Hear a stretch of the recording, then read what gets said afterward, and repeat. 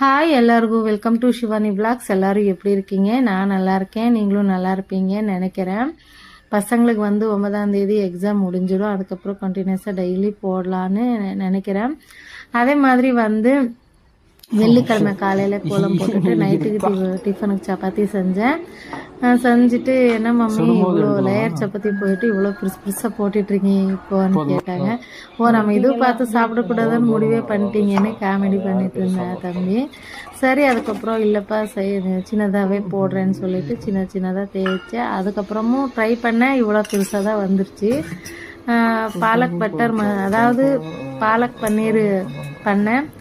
எப்படி சொல்கிறது, அதோட கீரையோட டேஸ்ட்டு ஒரு மாதிரி இருந்தது.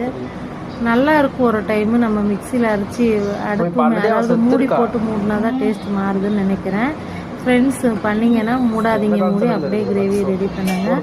பிடிச்சிருந்தா லைக் பண்ணுங்கள், ஷேர் பண்ணுங்கள், சப்ஸ்கிரைப் பண்ணி பாருங்கள். டேஸ்ட் இல்லை, கொஞ்சம் கம்மியாக இருந்தது. Thank you friends.